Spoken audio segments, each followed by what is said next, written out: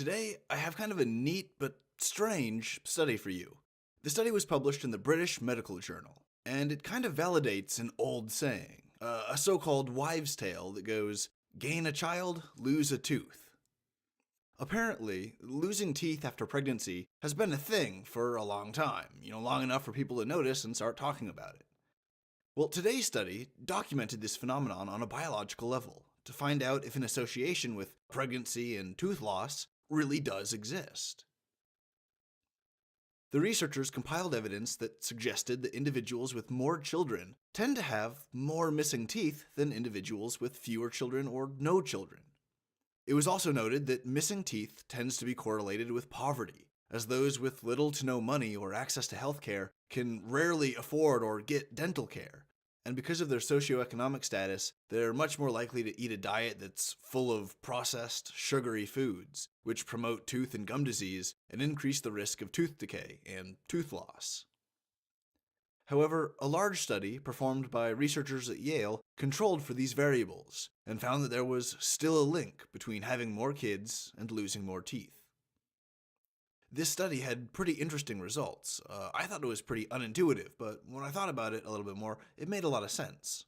The researchers found that women lose about 0.57 teeth per child, so a woman with 2 children will statistically have probably lost about 1 tooth.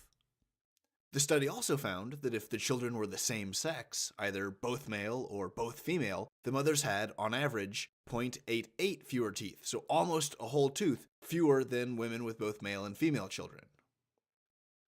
In a nutshell, if you have 2 kids, you're probably going to lose a tooth. If you have 4 kids, you're probably going to lose 2 or 3 teeth.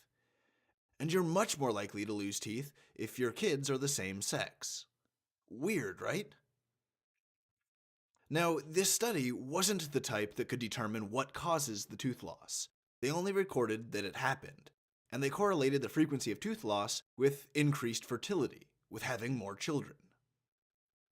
However, there are other studies and other data sets that do probe into the causative factors behind this tooth loss during or after pregnancy. There's a lot of evidence detailing all the ways in which pregnancy just totally messes with a woman's body, and that includes a nearly 50% risk for developing gingivitis.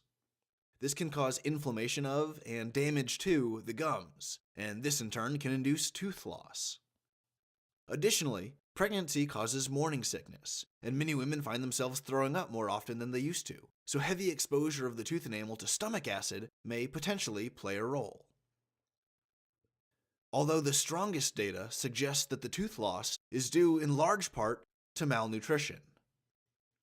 This isn't to say that the mother is starving or malnourished during her pregnancy, she's not emaciated. It's not that she's eating poorly. This is to say that the biochemical process of building a fetus within your womb it's hugely energy intensive. It soaks up an absolutely ridiculous amount of nutrients, and all of this has to come out of the mother's blood.